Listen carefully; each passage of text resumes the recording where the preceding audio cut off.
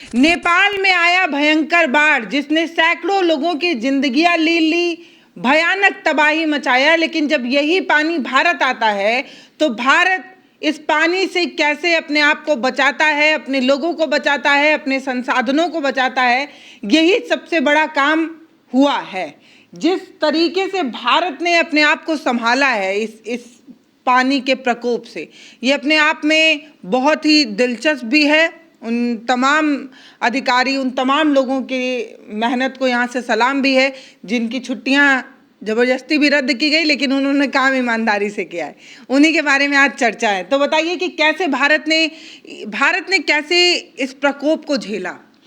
देखिए पल्लवी, ये जो अभी जो भारत में स्थिति बनी है, हालांकि बाढ़ है, पानी घुसा है घरों में, लेकिन जिस तरीके से हो सकता था त्रासदी, उसको बचा लिया गया है। कई गांव के निशान ही मिट जाते, इतनी कई सैकड़ों गांव के निशान जो है वो मिट जाते हैं भारत में, कई मकान ढह जाते हैं अगर सही से इसका मैनेजमेंट नहीं होता है ना। तो इस वीडियो में यही समझेंगे कि कैसे मैनेजमेंट किया गया, किस तरीके से पानी को मैनेज किया। जो पानी अचानक से इतना पानी आ गया और कितना पानी नेपाल से आया, अभी इसका कोई आंकड़ा नहीं है, लेकिन हम लोग एक आंकड़ा निकालने की कोशिश करेंगे कि नेपाल से कितना पानी भारत में घुसा है। ठीक है, तो इतने पानी को कितना स्मार्टली मैनेज किया गया है कि पानी जो है, मतलब बाढ़ तो आई पर जिसको तबाही कहते हैं वो तबाही नहीं आया। हाँ, पानी घुसा है, काफ़ी गांव में घुसा है, काफ़ी लोग बेघर भी हुए हैं, घरों से निकल करके ऊपरी इलाके में जा कर के रह रहे हैं, ये भी सच्चाई है। लेकिन इस बात को भी झुठलाया नहीं जा सकता है कि हालत जो है वो इससे ज़्यादा बदतर हो सकती थी अगर मैनेजमेंट थोड़ी सी ढीली होती, अगर अधिकारियों ने, इंजीनियर्स ने मौके पर सही फैसले ना लिए होते, सही एक्शन ना लिए होता, तो शायद हालत और बिगड़ती यहाँ पर। ये भी कह सकते हैं कि नेपाल अगर हमें समय पे जानकारी नहीं देता तो भी इस तरीके की चीजें हो सकती थी, जैसा कि नेपाल चीन पर आरोप लगा रहा है। नेपाल की भी तारीफ करनी होगी और भारत के अधिकारी और इनके एक्शन, जो नीतियां ली गई, वो सब भी काफी तारीफ काबिल। ठीक है, तो इस वीडियो में समझेंगे। और भारत में कहाँ कहाँ, बिहार में कहाँ कहाँ जो है बाढ़ जैसे माहौल है, कितने लोग बेघर हैं, ये सब इस वीडियो में जानेंगे। ठीक है, तो पल्लवी, होता क्या है कि जब ये नेपाल में करीब 8:37 पे भूकंप आता है ना, उसके बाद वो बाढ़ का पानी जो आता है ना, और भारत में जो एक्शन लिया गया था, वो जो खबर मिली थी वो करीब 11:10 पर, ये जो बैराज दिख रहा है, ये गंडक बैराज नहीं है, गंडक बैराज ये नहीं है, मैं आपको दिखा देता हूँ, ये गंडक बैराज है ना। यहाँ पर 11:10 पर जो है कॉल आया कि पानी जो है नेपाल में ऐसी त्रासदी हुई है। कितना अंदाजा, ये अंदाजा बिल्कुल भी नहीं है कि कितना पानी नेपाल से आ रहा है। वो कई लाख लीटर, करोड़ लीटर, मतलब कई लाख क्यूसेक तो है, कितना पानी है इसका कोई अंदाजा नहीं कहा जा सकता। लेकिन यह है कि पानी आ रहा है और इसको मैनेज करना है। ठीक है, तो इस कंडीशन में अब जो है बैराज के अधिकारियों को, इंजीनियर्स को फैसला लेना था कि क्या करना है। उस वक्त जो मैं बैराज की क्षमता की बात करें तो जो गंडक बैराज है, गंडक बैराज की क्षमता है 8.5 लाख करीब क्यूसेक पानी जो है वो, इतना पानी जो है वो झेल सकता है, इतनी कैपेसिटी गंडक बैराज की है। उस वक्त जो अधिकारी ने बताया वो 5.5 लाख क्यूसेक पानी उस वक्त मौजूद था 26 अगस्त को, जब ये पानी जो है नेपाल से आ रहा था 11:10 की। ठीक है, 12 बजे की तस्वीर भी उस दिन भी आई थी, हम लोगों ने दिखाया था कि गंडक बैराज बिल्कुल शांत पड़ा हुआ है, लेकिन 3 बजते बजते उफान तेज होने लगा, पानी तेज होने लगा। तो 11:10 जब ये खबर आई तो तुरंत बैराज से फैसला लिया गया, इंजीनियर्स ने फैसला लिया कि भाई अब क्या है, अब हम क्या करते हैं, बैराज में जगह बनाते हैं, क्योंकि पानी क्या है इसका कोई अंदाजा नहीं। अब जगह बनाने में फैसला ये था करना कि भाई पानी छोड़ा कितना जाए। अगर पानी बहुत तेजी से छोड़ दिया गया बैराज से तो आसपास के इलाकों में फटाक से बाढ़ आ जाएगी। ठीक है, और वो बाढ़ क्या आएगी, वो समझिए कि सैलाब होगा। बाढ़ और सैलाब, बाढ़ में पानी घुस गया। ठीक है, और सैलाब क्या है कि ऊंची ऊंची लहरें उठेंगी, है ना। एक वक्त हम लोग देखिए उस दिन पूरे दिन भर खबर रखे थे, कल भी खबर रखे थे, 26 अगस्त को पूरे दिन खबर रखे थे, और ये खबरें हर जगह चल रही थी। और ये भी था कि जब पानी आएगा तो वो 3 मीटर, हाँ, 1 मंजिला इमारत जितना ऊंचा तेजी से पानी जो है गंडक बैराज से आके टकराएगा, क्योंकि पीछे की नदी बहुत छोटी थी, 22 मीटर ही थी, है ना। ये था, तो अब स्मार्टली फैसला करना था कि हमें पानी बहुत छोड़ दिया है भाई। हो सकता है कि कितने क्यूसेक पानी आ रहे हैं, 5 लाख से ज़्यादा क्यूसेक पानी आ रहे हैं, 10 लाख क्यूसेक पानी आ रहा है, क्षमता ना हो तो हमें पूरा का पूरा बैराज इस वक्त खाली करना होगा। तो अगर पूरा खाली किया गया इकट्ठे तो डूब जाएगा। तो उस वक्त जो पहले गांव के लोगों को अवेयर भी करना पड़ता कि आप लोग जो है नहीं वो साथ ही साथ चल रहा था वो तो। उसके बाद देखिए 36 गेट ओपन किए गए, जिसमें से 1.5 लाख क्यूसेक पानी जो है वो खाली करना शुरू किया गया हर घंटे। ये इस समय 1.5 लाख क्यूसेक पानी खाली करना शुरू किया गया और स्मार्टली मैनेज किया गया। पानी आया तो पानी के फ्लो को इस तरीके से बार बार निकाला गया। तो क्या बीच बीच में दरवाजे बंद करके रोका जा रहा था या फ्लो ऐसा ही था कि मतलब पानी आ रहा था? नहीं, दरवाजे नहीं बंद किए गए थे, पानी आ रहा था, पानी को स्मार्टली मैनेज करके निकाला जा रहा था। मतलब स्मार्टली कम करेंगे तो बैराज पे दबाव बनेगा, अगर पानी कम निकालेंगे तो बैराज पे दबाव बनेगा और पानी जब इकट्ठा होगा तो बैराज को क्षति पहुंचा सकता है। और बैराज अगर टूट गया तो समझिए वो पूरा कई मंजिला इमारत जितना पानी आएगा और मकान बाजार पूरा का पूरा, जिस तरह नेपाल से फुटेज आ रही है कि सब साफ हो गया, उस तरीके से भारत की भी फुटेज होती। तो यहाँ पर ये जो है तारीफ मतलब ये कह सकते हैं कि हमने जो है अपने जो जगह थी उसको पहले ही इतना खाली कर दिया था, पूरा खाली कर दिया था कि नेपाल से जो पानी आया खाली किया था, मतलब लगभग खाली किया था, लमसम खाली किया था। पानी जैसे स्मार्टली जितना पानी पीछे से आ रहा है उतना पानी को खाली किया जा रहा है। हमने कई बार खबरों को देखा कि 75,000 क्यूसेक पानी छोड़ा जा रहा है, कभी वो पानी 1.25 लाख क्यूसेक हो जा रहा था। मतलब कम ज्यादा किया जा रहा था, जितना पानी आ रहा था उसको स्मार्टली धीरे धीरे छोड़ा जा रहा था ताकि जो है पानी जो है बहुत फ्लो से ना जाए। इसके साथ ही साथ इसके बाद पल्लवी 5 डिस्ट्रिक्ट जो गंडक और गंगा के किनारे थे उनके 70 ब्लॉक में अधिकारियों की छुट्टियां जो है निरस्त कर दी गई, उनको 24 घंटे अलर्ट पर जारी किया गया। अनाउंसमेंट चालू हो गया कि भाई अपने घरों को छोड़ दीजिए और ऊंचे स्थान पर जाइए, जिसकी वजह से है कि एक भी कैजुअलिटी हम लोग को देखने को नहीं मिली। ये शुक्र की बात है। मतलब पानी तो आया लेकिन हालांकि 20 लाख लोग अभी इस वक्त जब हम लोग ये वीडियो शूट कर रहे हैं तो 20 लाख लोग जो है वो अपने घरों को छोड़ चुके हैं। हजारों घरों में पानी जो है वो घुस चुका है, बाढ़ की स्थिति है, पानी घुसा हुआ, ये सारी चीजें हैं। लेकिन फिर भी इससे हालत बदतर हो सकती थी यहाँ पर। तो उन तमाम अधिकारियों को तो यहाँ से सलाम है कि आप लोगों ने बड़ी समझदारी से, बड़ी सूझबूझ के साथ जो है वो एक्शन लिया। पानी तो आया, वो आना ही था, लेकिन वो तबाही नहीं ला पाया। ये हमारे उन तमाम लोगों का जो है वो काम है, उनका तरीका है, जिस तरीके से उन्होंने सब मैनेज किया। ये बात तो बिल्कुल सही है कि बिहार के तमाम जिलों में पानी है जी। बिहार के अभी 13 जिले जो गंडक और गंगा के किनारे लगते हैं।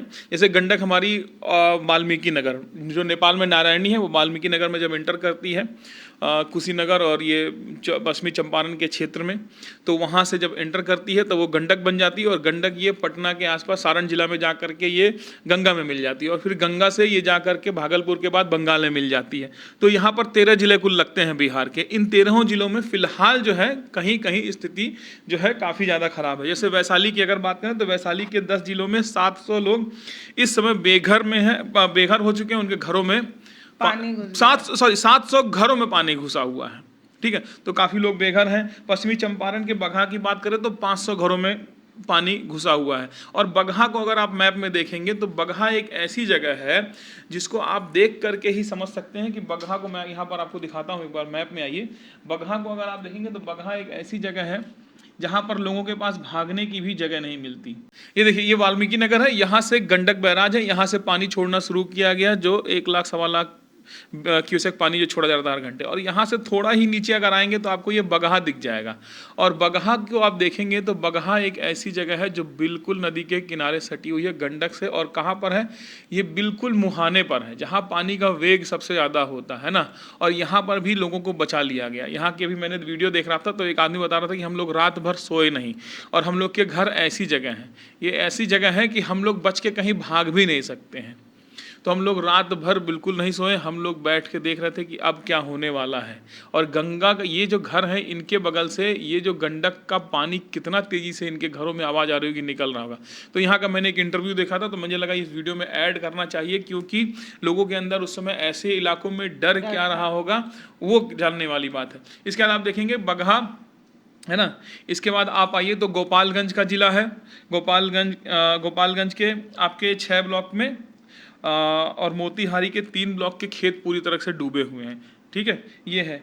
इसके बाद आप लखीसराय की बात करेंगे तो यहाँ पर करीब 25,000 जो लोग हैं वो बेघर हो रखे हैं। खगड़िया में 75,000 घरों में पानी घुसा है, 25 पंचायतें डूबी हुई हैं। ये इलाके वो हैं जो गंगा से सटे हुए हैं।